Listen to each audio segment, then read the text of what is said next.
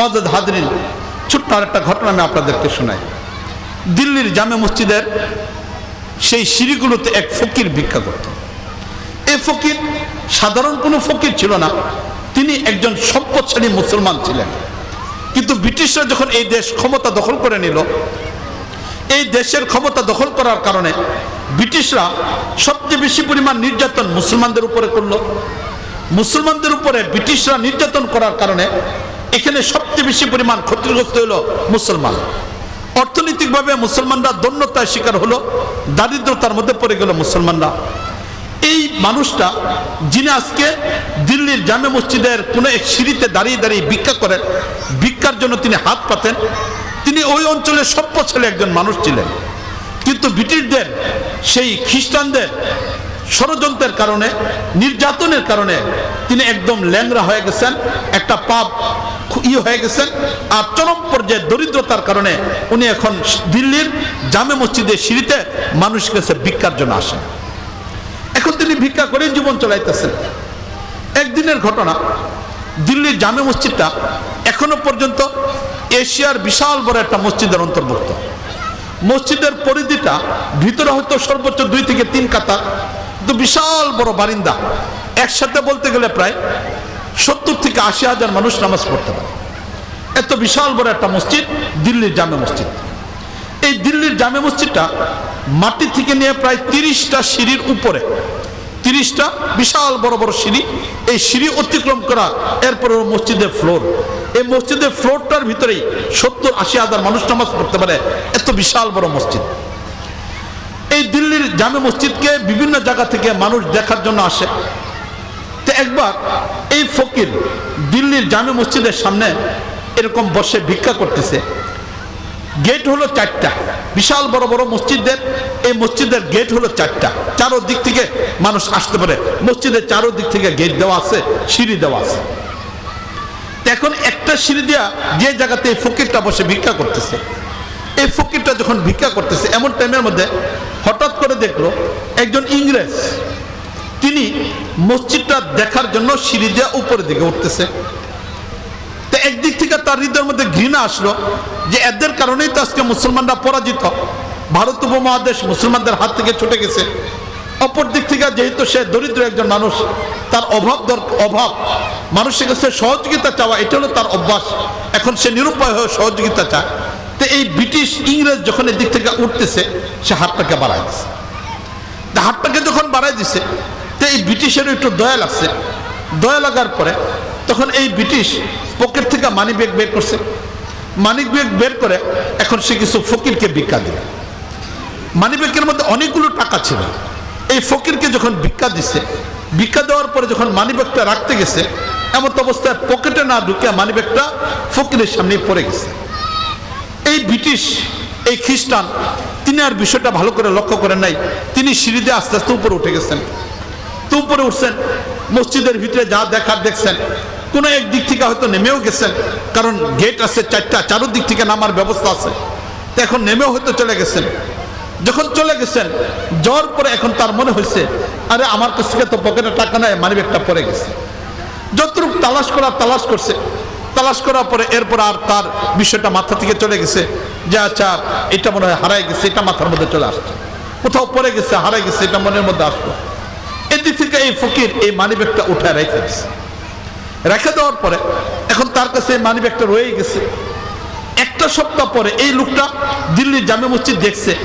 দেখার পরে তার পরিবারের কাছে গেছে, তার স্ত্রীর সাথে বিষয়টা আলোচনা করছে যে মুসলমানদের ঐতিহ্যের একটা মসজিদ, এটা খুব সুন্দর একটা মসজিদ, এটা আলোচনা করছে। আলোচনা করার পরে তার স্ত্রী এটা বায়না ধরলো যে এত সুন্দর একটা মসজিদ তুমি দেখে আসছো, তাহলে আমাকে নিয়ে চলো। এখন পরের সপ্তাহে এই লোকটা তার স্ত্রীকে নিয়ে এই মসজিদটা দেখার জন্য আসতেছে। যখন দ্বিতীয় সপ্তাহে তার স্ত্রীকে নিয়ে এই মসজিদটা দেখার জন্য আসলো, আসার সময় গত সপ্তাহে যে সিঁড়ি দিয়ে সে উঠছিল, এই সপ্তাহে এই সিঁড়িটা দিয়ে সে উঠতেছে। তো যখন এই লোকটা সিঁড়ি দিয়ে তার স্ত্রীকে নিয়ে উঠতেছে, এই ফকির তো সেখানেই বসা। ফকির আজকে দেখে ফেললো, দেখে চিনে ফেললো এটাই তো ওই ব্যক্তি যার পকেটের মানি ব্যাগ পরে গেছিল এবং তাকে ভিক্ষা দিছিল। এখন এই ফকির পাটা হলো খোঁড়া, পাটা ভাঙ্গা, এই অবস্থার ভিতরে আস্তে আস্তে এটাকে দেখা তাড়াতাড়ি তার সামনে গেছে। যাওয়ার পরে যখন ফকিরকে দেখা এই লোকটা আজকে আবার কিছু টাকা বের করতেছে তাকে দেওয়ার জন্য, তখন এই লোকটা বলছে স্যার টাকার দরকার নাই। এই কথা বললা ওই মানি ব্যাগটা যেটা গত সপ্তাহে পরে গেছিল, ফকির যে মানি ব্যাগটা পাইছে এই মানি ব্যাগটা বের করে এই ব্যক্তির কাছে দিল যে এটা আপনার মানি ব্যাগ, গত সপ্তাহে আমাকে দেওয়ার সময় এই মানি ব্যাগটা এখানে রেখে চলে গেছিলেন, পরে গেছিল, এই যে আপনার মানি ব্যাগটা, এটা আপনার মানি ব্যাগ নেই। এখন এই খ্রিস্টান ব্রিটিশ তিনি এটা দেখে আশ্চর্য হয়ে গেছেন, তাড়াতাড়ি মানি ব্যাগটা নিচ্ছেন, নেওয়ার পরে মানি ব্যাগ খুলছেন, খোলার পরে দেখেন যে পরিমাণ টাকা এখানে ছিল সব টাকাগুলো এখানে রয়ে গেছে, কোনো টাকার ভিতরে পরিবর্তন আসে নাই। প্রয়োজনে যে কাগজপত্রগুলো মানিব্যাগের মধ্যে ছিল এটা এখানে রয়ে গেছে, সব কিছুই ঠিক মতো আছে, এমন যে কোনোটার মধ্যে কোনো পরিবর্তন হয়নি। এখন এই দৃশ্যটা দেখার পরে এখন এই ব্রিটিশ খ্রিস্টানের মনের মধ্যে সন্দেহ লেগে গেল যে একটা ব্যাগ এটা পাইছে, ব্যাগ ভরা টাকা রয়ে গেছে, অথচ এই মুসলমান দরিদ্র একজন ব্যক্তি সে ইচ্ছা করলে এটা মেরে দিতে পারতো, আমি তালাশ করে জানতামও না পাইতামও না, অথচ সে ব্যাগটা ফেরত দিল কারণটা কি? অথচ সে ভিক্ষা করে। তো এখন এই ব্রিটিশ খ্রিস্টান তিনি মুসলমানকে জিজ্ঞেস করলেন যে আচ্ছা ভাই তুমি তো দরিদ্র মানুষ, যে পরিমাণ টাকা এখানে আছে এটা তো তোমার অনেক প্রয়োজন পূরণ হয়ে যেত, তুমি ইচ্ছে করলে অনেক কিছুই তুমি এখানে করতে পারতা, অনেক কিছুই তুমি এটা দ্বারা করতে পারতা, কিন্তু তুমি এটা ফেরত কেন দিলা?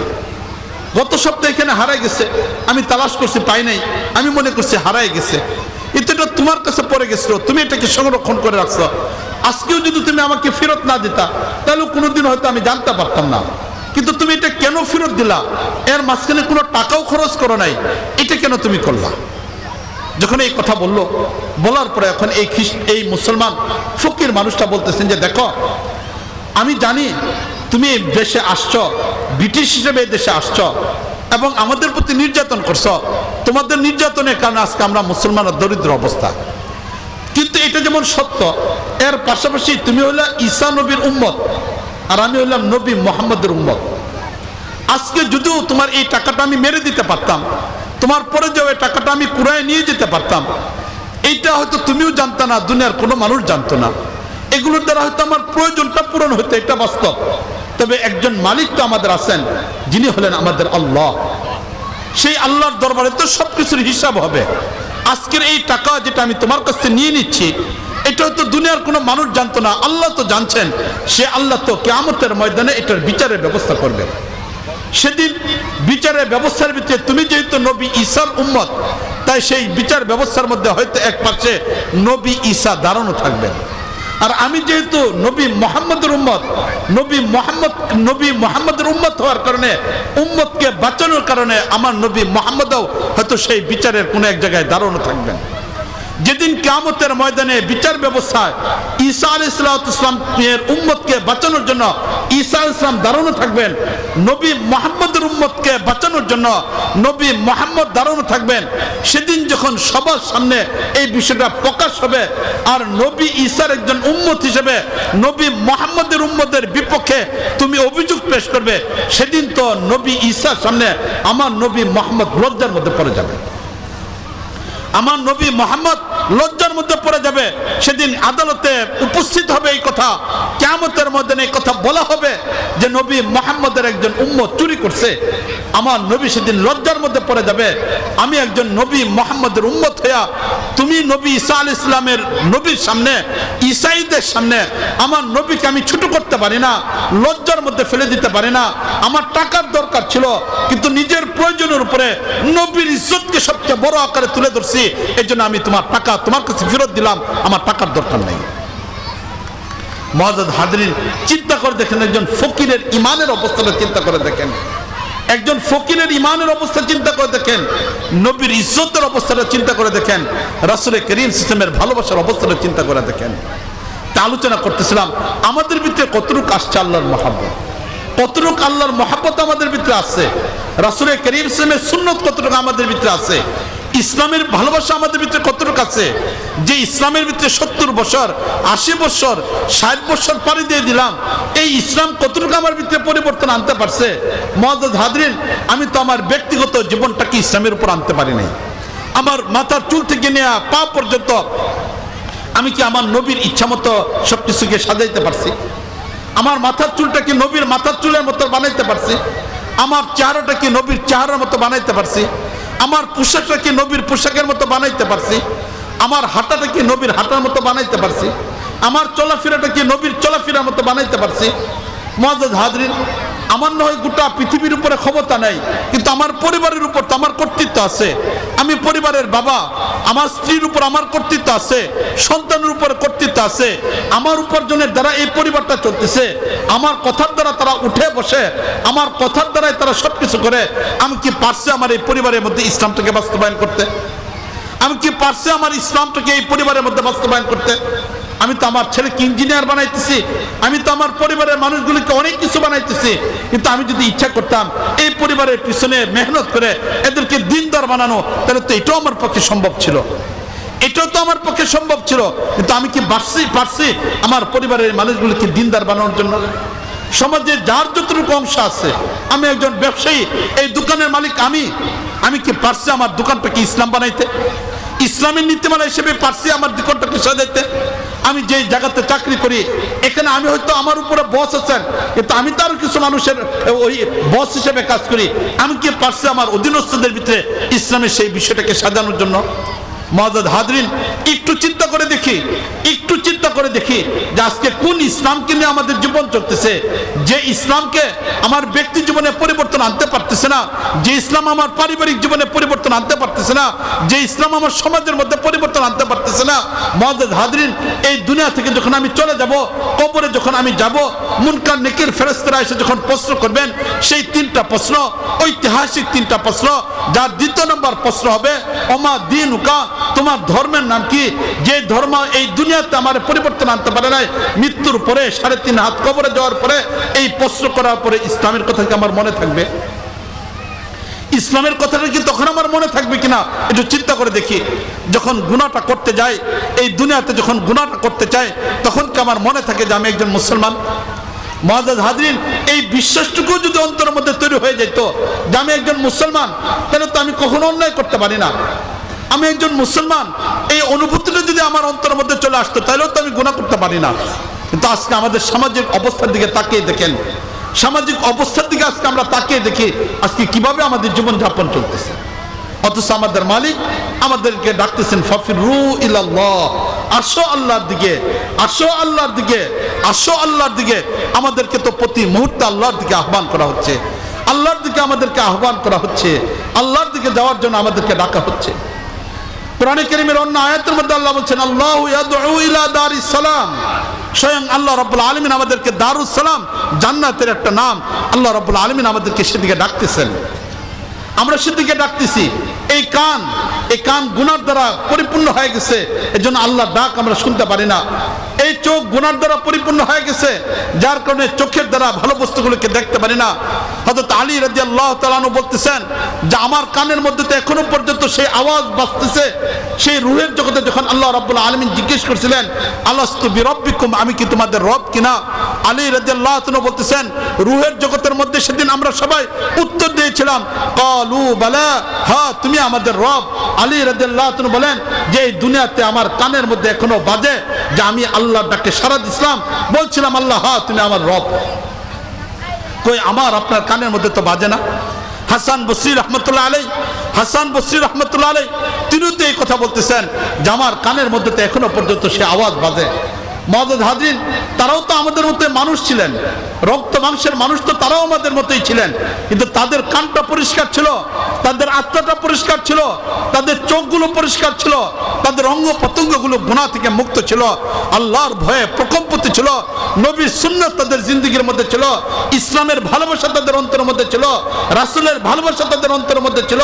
দুনিয়া সব কিছুর চেয়ে আল্লাহ এবং পরকালের বিষয়টা প্রাধান্য ছিল, যার কারণে পরিচ্ছন্ন জিন্দেগির কারণে সেই রূহের আওয়াজ আজও তারা শুনতে পাইছে। এই দুনিয়াতে থেকে তার আওয়াজগুলিকে শুনতে পাইছেন। কিন্তু আমরা যেভাবে আজকে জীবন যাপন করতেছি, আমাদের তো মনে হচ্ছে এটা হয়তো মুখে স্বীকার করি না, এই দুনিয়াটা আমাদের ঘর হয়ে গেছে, এই দুনিয়াটা আমাদের বাসস্থান হয়ে গেছে, এই দুনিয়ার এই জিন্দেগিটা আমাদের কাছে মূল হয়ে গেছে। মুআজ্জাজ হাজরিন, এখানে বসার আগেই অথবা বসার সময় এক শিল্পী এখানে গান গাইছিল, একটা ইসলামী সঙ্গীত গাইছিল যে এই দুনিয়া তো আমাদের চলে যাওয়ার একটা জায়গা, এটা রঙিন একটা জায়গা, যেই স্বপ্ন আমাদের ভেঙে যাবে, এই স্বপ্নটা ভেঙে যাবে। আজকে যে যেখানেই থাকি না কেন, আমাদের উচিত পরকালটাকে সাজানোর জন্য পরকালের ব্যাপারে ফিকির করা দরকার। জিন্দেগি যেভাবে চলতেছে এটা মুসলমানদের জিন্দেগি হতে পারে না, এটা আল্লাহর মহব্বতের জিন্দেগি হতে পারে না, এটা পরকালের ফিকির ওয়ালাদের জিন্দেগি হতে পারে না। সর্বোপরি রাসূল কারীম উম্মত, এই উম্মতের জিন্দেগি এটা হতে পারে না। এই জন্য আসুন নিজেদের জিন্দেগিগুলিকে সাজানোর জন্য চেষ্টা করি, নিজেদের জিন্দেগিগুলিকে সাজানোর জন্য চেষ্টা করি, আল্লাহর সাথে সম্পর্কটাকে মজবুত করি। দ্বিতীয় নাম্বার যে বিষয়টা দরকার, সেই বিষয়টা হলো এটা, আল্লাহর সাথে সম্পর্ক করার জন্য হক্কানি উলামায়ে কেরামের সাথে সম্পর্ক রাখতে হবে।